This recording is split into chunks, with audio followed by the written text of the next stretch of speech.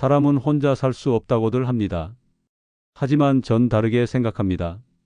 혼자가 무서워 아무나 곁에 두면 결국 더 큰 외로움이 찾아옵니다.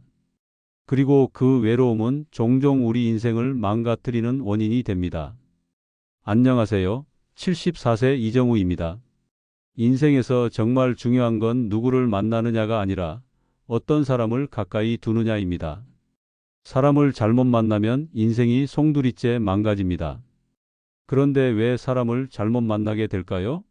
그건 바로 외로움 때문입니다. 외로움은 우리를 판단력이 흐려지게 만들고 누군가와 함께하고 싶은 마음에 그 사람의 진짜 모습을 보지 못하게 됩니다. 저도 그랬어요. 아내가 떠난 후 너무 외로워서 눈앞에 보이는 것만 믿었습니다. 그게 얼마나 위험한 일인지 오늘 말씀드리겠습니다. 제가 인생 후반전에 얻은 깨달음, 특히 사람을 볼 때 주의해야 할 점들을 솔직하게 나눠보려 합니다. 혹시 지금 외롭다고 느끼시나요?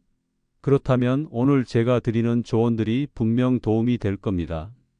시작하기 전에 이 영상이 도움이 되실 것 같다면 구독과 좋아요, 그리고 알림 설정을 해주세요.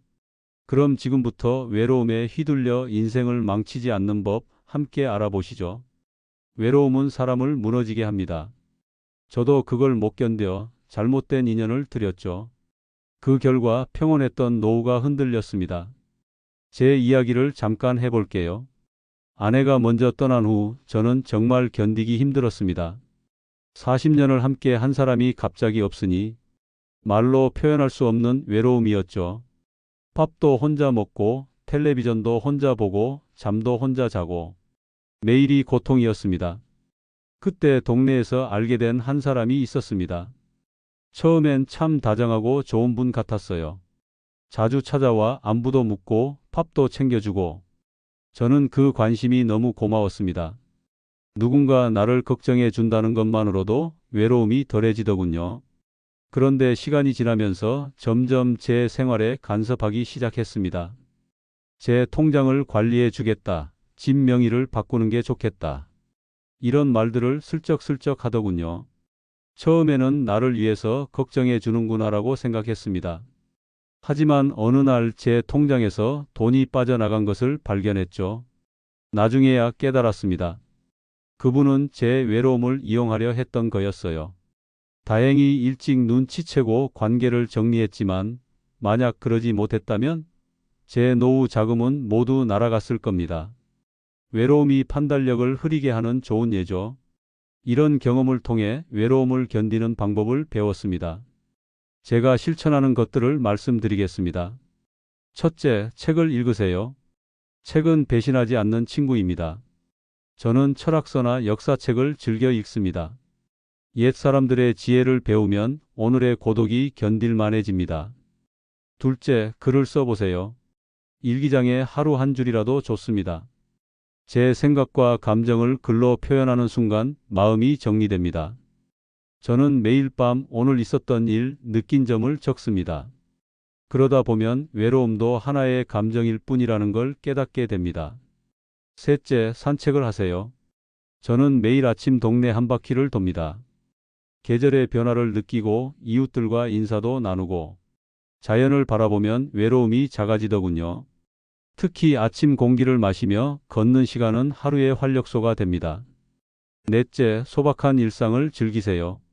커피 한 잔, 창밖 풍경, 라디오에서 흘러나오는 옛 노래. 이런 작은 행복에 집중하면 외로움이 덜합니다. 저는 매일 아침 직접 내린 커피를 마시는 시간이 가장 행복합니다. 작은 행복이 모여 큰 행복이 되죠. 외로움 면역력이라는 말 제가 만든 말입니다. 외로움도 결국 우리 마음의 상태일 뿐입니다. 면역력을 키우면 감기에 잘 안 걸리듯 외로움 면역력을 키우면 인생이 무너지지 않습니다. 외로움을 느끼는 건 자연스러운 일입니다. 하지만 그 외로움에 휘둘려 판단력을 잃으면 안 됩니다. 혼자 있는 시간을 두려워하지 마세요. 오히려 그 시간을 통해 자신을 더 깊이 알게 됩니다. 진정한 나를 알게 되면 진짜 필요한 사람도 알아볼 수 있게 됩니다. 외로움을 이기는 힘, 그것이 바로 행복한 노후의 비결입니다. 이제 제가 경험에서 배운 절대 가까이 하면 안 되는 사람들의 특징을 말씀드리겠습니다. 사람을 볼 때는 겉모습이 아니라 본질을 봐야 합니다. 하지만 그게 말처럼 쉽지 않죠. 특히 나이가 들면 새로운 인연을 만들기가 어려워 눈앞에 보이는 사람을 무조건 믿게 되는 경우가 많습니다. 첫 번째로 주의해야 할 사람은 겉으로 너무 화려한 사람입니다. 화려한 말투, 비싼 옷차림으로 사람들의 눈길을 끄는 사람. 조심하세요. 제가 만난 한 지인은 항상 명품을 걸치고 성공한 사업가인 척했습니다. 주변 사람들에게 투자를 권유하고 높은 수익을 약속했죠. 저도 처음에는 그 화려함에 현혹되었습니다. 나중에 알고 보니 그분은 빚더미에 앉아 있었습니다. 저도 한번 속았습니다. 300만 원을 빌려줬는데 지금까지도 받지 못했어요. 화려한 겉모습 뒤에는 종종 허술한 속내가 있다는 걸 기억하세요. 두 번째, 자꾸 자신을 포장하는 사람입니다. 내가 어디 출신이다, 내가 어떤 직업이었다라며 계속 과거 이력을 자랑하는 사람이 있습니다. 진짜 대단한 사람은 굳이 말하지 않아도 티가 납니다. 행동으로 보여주죠. 우리 동네에 한 분이 계세요. 항상 자신이 대기업 임원이었다고 자랑하시는 분입니다. 처음에는 존경스러웠어요. 그런데 시간이 지날수록 그 이야기만 반복하시더군요. 어느 날 다른 지인을 통해 알게 됐는데 실제로는 평범한 회사원이셨다고 해요. 자신의 가치를 높이기 위해 거짓말까지 하는 사람은 결코 신뢰할 수 없습니다. 세 번째, 남을 험담하는 사람입니다. 이런 사람 정말 위험합니다. 저 사람 이래요, 저 사람 저래요 라고 하는 사람, 언젠가는 반드시 당신도 그 험담의 대상이 됩니다. 제 친구 중 한 명은 동네 사람들 이야기를 자주 했어요. 처음에는 정보를 공유한다고 생각했는데 나중에 그 친구가 저에 대해서도 안 좋은 소문을 퍼뜨렸다는 걸 알게 되었습니다. 한 번은 이런 일이 있었어요. 이웃 할머니가 저를 만나자마자 이정우 씨, 요즘 경제적으로 어렵다면서요? 라고 물으시는 거예요. 깜짝 놀랐죠. 알고 보니 그 험담하는 친구가 제가 돈이 없어서 힘들다는 소문을 퍼뜨린 겁니다. 남의 말을 함부로 하는 사람은 결코 진정한 친구가 될 수 없습니다. 네 번째, 처음부터 너무 친한 척하는 사람입니다. 관계는 시간을 두고 천천히 쌓아가야 합니다. 처음 만났는데 마치 오랜 친구처럼 행동하는 사람, 대부분 뭔가 목적이 있습니다. 진짜 친구는 시간이 만들어줍니다. 제가 이사 온 지 얼마 안 됐을 때 한 이웃이 찾아와 마치 오랜 친구처럼 행동했습니다. 음식도 가져다 주고 집안일도 도와주겠다고 했죠. 그런데 얼마 지나지 않아 그분이 종교 활동에 저를 끌어들이려 한다는 걸 알게 됐어요. 모든 친절에는 이유가 있더군요. 그런 사람들, 저는 나중에 꼭 후회했습니다. 사람 보는 눈은 늦게 뜹니다. 저도 70이 넘어서야 제대로 뜨더군요. 하지만 반드시 뜹니다. 여러분은 저보다 일찍 그 눈을 뜨시길 바랍니다. 제가 배운 교훈은 이것입니다. 누군가를 온전히 믿기 전에 그 사람의 행동을 최소 1년은 지켜보세요. 말이 아닌 행동으로 그 사람을 판단하세요. 말은 쉽게 바뀌지만 행동은 쉽게 바뀌지 않습니다. 진정한 사람은 시간이 증명합니다. 이제 사람에게 휘둘리지 않는 방법을 말씀드리겠습니다. 인생 후반전에 정말 중요한 건 남에게 휘둘리지 않는 단단함입니다. 이걸 일찍 알았더라면 얼마나 좋았을까 싶어요. 첫째, 침묵의 힘을 아세요. 모든 말에 대답할 필요는 없습니다. 때로는 침묵이 가장 강력한 대답입니다. 저는 예전에 말이 많았습니다. 누가 뭐라고 하면 바로 반응했죠. 그런데 나이가 들면서 깨달았습니다. 말을 아끼면 존중받는다는 것을. 한 번은 이런 일이 있었습니다. 동네 모임에서 한 분이 제게 불필요한 충고를 계속했어요. 이정우 씨는 이렇게 살아야 해요. 저렇게 하면 안 돼요 하면서요. 예전 같았으면 바로 반박했을 겁니다. 하지만 그날은 그냥 미소만 지었습니다. 그랬더니 오히려 그분이 불편해하더군요. 그 후로 함부로 말하지 않게 되었습니다. 침묵에는 힘이 있습니다. 말을 하지 않으면 상대방은 자신의 말을 스스로 돌아보게 됩니다. 또한 침묵은 여러분의 감정을 보호합니다. 감정적으로 대응하면 후회할 말을 하게 되지만 침묵하면 그런 실수를 피할 수 있습니다. 둘째, 적당한 거리를 유지하세요. 가까이 있되 너무 가까이 있지는 마세요. 저는 이웃들과 좋은 관계를 유지합니다. 하지만 무조건 친해지려고 하지는 않아요. 인사는 하되 사생활은 지킵니다. 이것이 오래 좋은 관계를 유지하는 비결입니다. 경계선을 분명히 하세요. 이 선은 넘지 마세요 라는 말을 직접 하지 않아도 태도로 보여줄 수 있습니다. 예를 들어 누군가 여러분의 집에 너무 자주 방문한다면 오늘은 좀 피곤해서요 라고 정중히 말하세요. 또는 약속을 잡을 때도 다음 주 화요일 오후 2시에 1시간 정도 뵐 수 있을 것 같습니다.처럼 구체적으로 말하세요. 시간과 경계를 명확히 하는 것이 중요합니다. 셋째, 나를 만만하게 보지 않게 하려면 말을 줄이고 태도를 단단히 하세요. 지나치게 친절하고 항상 웃기만 하면 사람들은 여러분을 이용하려 들 것입니다. 때로는 단호한 태도가 필요합니다. 제가 겪은 일화를 말씀드리겠습니다. 예전에 이웃분이 자주 찾아와 이것저것 부탁했습니다. 처음엔 다 들어주었죠. 이정우 씨는 친절해서 좋아요 라며 계속 찾아왔습니다. 그런데 점점 부탁이 과해졌어요. 심지어 제 차를 빌려달라는 부탁까지 했습니다.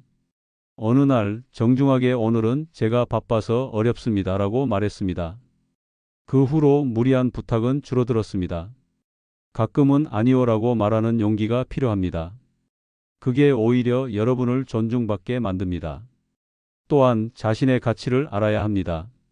여러분은 소중한 사람입니다. 누군가가 여러분을 함부로 대하면 그건 그 사람의 문제이지 여러분의 문제가 아닙니다. 자존감을 지키세요. 저는 매일 아침 거울을 보며 이정우, 넌 가치 있는 사람이야 라고 말합니다. 스스로를 존중해야 남도 여러분을 존중합니다. 말 많은 사람 결국 자기 무덤 팝니다. 꼭 기억하세요. 말이 많으면 실수도 많아집니다. 그리고 사람들은 그 실수를 기억합니다. 말을 아끼고 행동으로 보여주세요. 그게 인생 후반전을 단단하게 사는 방법입니다. 마지막으로 다른 사람의 의견에 휘둘리지 마세요. 여러분의 인생은 여러분의 것입니다. 주변 사람들의 조언은 참고만 하고 결정은 스스로 내리세요. 그래야 후회 없는 삶을 살 수 있습니다. 좋은 사람 만나고 싶다면 내가 먼저 좋은 사람이 되어야 합니다. 이게 인간관계의 핵심입니다.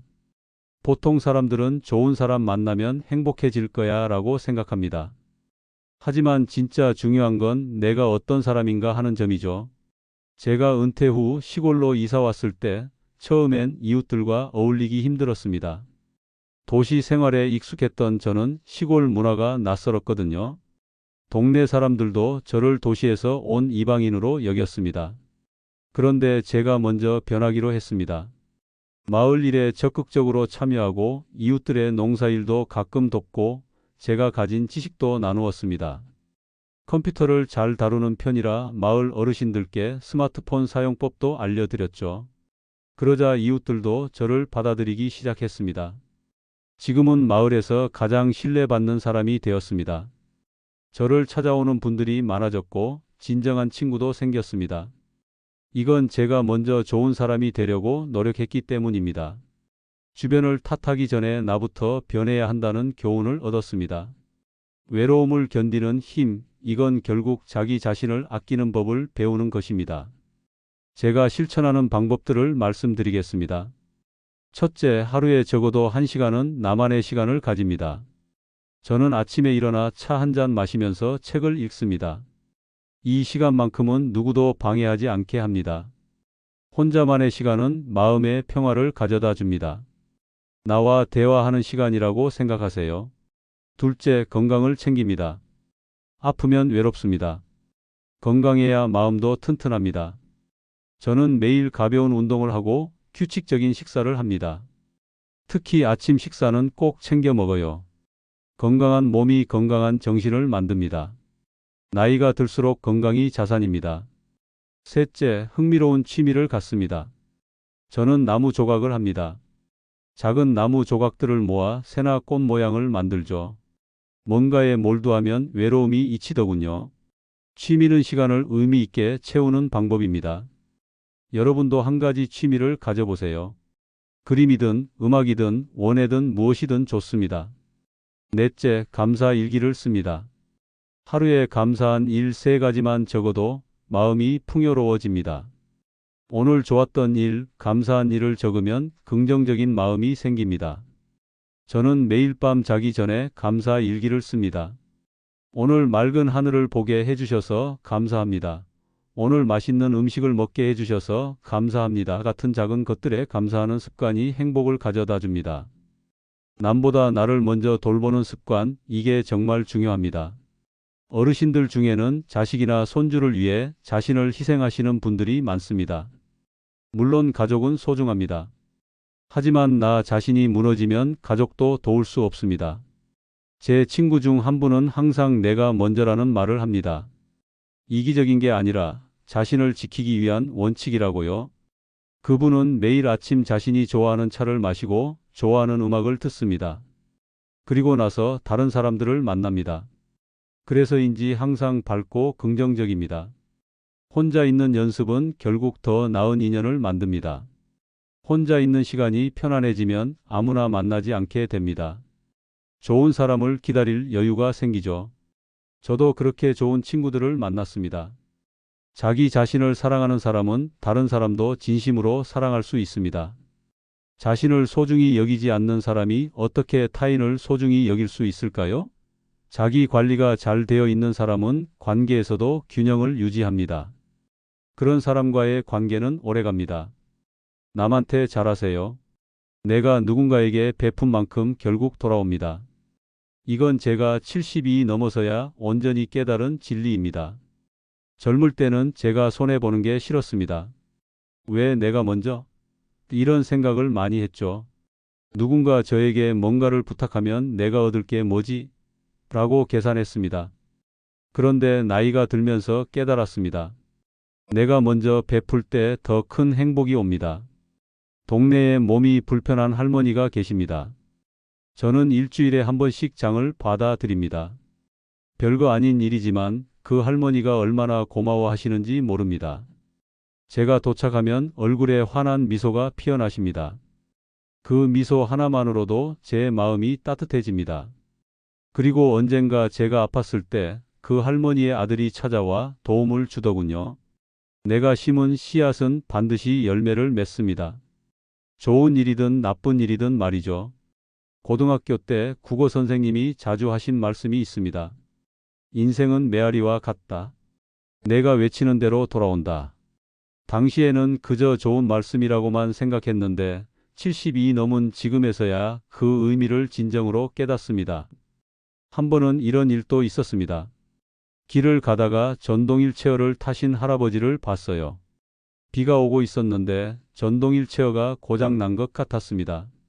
많은 사람들이 그냥 지나쳤지만 저는 도와드렸습니다. 비를 맞으며 할아버지를 집까지 모셔다 드렸죠. 그로부터 한 달 후 제가 차를 몰고 가다가 사고가 났습니다. 다행히 큰 부상은 없었지만 한적한 시골길이라 도움을 청하기 어려웠습니다. 그런데 누군가 차를 세우더군요. 그분이 바로 제가 도와드렸던 할아버지의 아들이었습니다. 우연이라고 하기엔 너무 신기한 일이었죠. 내가 중심이 되면 흔들리지 않습니다. 이게 무슨 말이냐면 남의 평가에 일희일비하지 말라는 뜻입니다. 누가 나를 어떻게 생각하든 내 중심만 단단하면 괜찮습니다. 한 번은 제가 마을 모임에서 제안한 의견이 거절당했습니다. 마을 공터에 작은 정원을 만들자는 제안이었어요. 대부분 반대했습니다. 순간 기분이 나빴지만 금방 마음을 추스렸습니다. 내 의견이 틀릴 수도 있지라고 생각했죠. 그랬더니 오히려 마음이 편안해졌습니다. 그 후로 6개월이 지나 다른 분이 같은 제안을 했을 때 많은 분들이 찬성했습니다. 저는 그때 기분 나빠하지 않고 오히려 적극 지지했습니다. 결국 마을에 아름다운 정원이 생겼고 지금은 많은 사람들이 찾는 명소가 되었습니다. 중요한 건 누구의 아이디어인가가 아니라 좋은 일이 이루어졌는가입니다. 제가 믿는 철학이 하나 있습니다. 존재의 이유는 나 아닌 타인이라는 것입니다. 제가 이 세상에 존재하는 이유는 누군가에게 도움이 되기 위해서라고 생각합니다. 이렇게 생각하니 삶이 더 풍요로워졌습니다. 젊었을 때는 성공과 돈, 명예를 위해 살았습니다. 그런데 지금 돌이켜보면 진정한 행복은 그런 것에서 오지 않았어요. 누군가에게 도움이 되었을 때, 누군가의 얼굴에 미소를 그려줬을 때, 그때가 가장 행복했습니다. 70이 넘은 지금 제 삶에서 가장 소중한 것은 인간관계입니다. 가족, 친구, 이웃, 이런 관계 속에서 진정한 행복을 느낍니다. 그리고 그 관계는 내가 먼저 손을 내밀 때 더욱 단단해집니다. 우리가 이 세상에 온 이유, 그건 결국 서로를 돕기 위해서 아닐까요? 혼자 잘 살기 위해서가 아니라 함께 잘 살기 위해서. 그게 진정한 인생의 의미 같습니다. 베푸는 삶은 결코 손해가 아닙니다. 오히려 그것이 진정한 부자가 되는 길입니다. 마음의 부자, 관계의 부자, 행복의 부자. 이런 부자가 되세요. 그게 제가 70이 넘어 깨달은 가장 큰 진리입니다. 결국 삶은 외로운 순간의 연속입니다. 그 순간을 채우는 건 결국 나 자신입니다. 타인에게 의존하기보다 스스로 채울 줄 알아야 합니다. 제가 오늘 말씀드린 내용을 정리해 볼게요. 첫째, 외로움은 인간이 망하는 가장 큰 이유입니다. 외로움 면역력을 키우세요. 책을 읽고 글을 쓰고 산책을 하고 소박한 일상을 즐기세요. 그러면 외로움에 휘둘리지 않게 됩니다. 둘째, 가까이 하면 안 되는 사람들의 특징을 알아두세요. 겉으로 화려한 사람, 자기 포장하는 사람, 남 험담하는 사람, 처음부터 너무 친한 척하는 사람. 이런 사람들은 결국 여러분의 인생에 상처만 남깁니다. 사람을 볼 때는 최소 1년은 지켜보세요. 셋째, 사람에게 휘둘리지 않으려면 침묵의 힘을 기르고 적당한 거리를 유지하고 태도를 단단히 하세요. 모든 말에 반응할 필요는 없습니다. 때로는 침묵이 가장 강력한 대답입니다. 넷째, 인간관계의 본질은 자기 관리입니다. 나를 먼저 챙기세요. 하루에 1시간은 나만의 시간을 가지고 건강을 챙기고 취미를 갖고 감사 일기를 쓰세요. 자신을 사랑하는 사람만이 타인도 진정으로 사랑할 수 있습니다. 다섯째, 베푸는 삶이 결국 행복한 삶입니다. 내가 중심이 되면 흔들리지 않습니다. 내가 누군가에게 베푼 만큼 결국 돌아옵니다. 존재의 이유는 나 아닌 타인입니다. 저는 74년을 살면서 많은 실수를 했습니다. 잘못된 인연으로 상처도 받고 외로움에 휘둘려 판단력을 잃기도 했습니다. 하지만 그 모든 경험이 저를 조금 더 지혜롭게 만들었습니다. 여러분도 실수할 수 있습니다. 사람을 잘못 볼 수도 있고 외로움에 흔들릴 수도 있습니다. 하지만 그것이 인생의 끝은 아닙니다. 다시 일어나 배우면 됩니다. 사람 때문에 망하지 마세요. 나를 지키는 게 먼저입니다. 그리고 그 단단한 나를 바탕으로 타인에게 따뜻함을 나누세요. 그게 제가 74년을 살면서 깨달은 인생의 지혜입니다. 외로움은 인생의 일부입니다. 하지만 그 외로움을 어떻게 다루느냐에 따라 인생이 달라집니다. 외로움을 이기는 힘을 키우면 더 이상 외로움에 휘둘리지 않게 됩니다. 마지막으로 여러분들께 꼭 말씀드리고 싶은 것이 있습니다. 인생은 짧습니다. 후회 없이 살아가세요. 사랑하는 사람들에게 마음을 표현하고 감사함을 느끼고 매 순간을 소중히 여기세요. 이런 이야기 공감되신다면 구독과 좋아요 부탁드립니다. 다음에도 인생 후반전의 지혜 함께 나누겠습니다. 고맙습니다.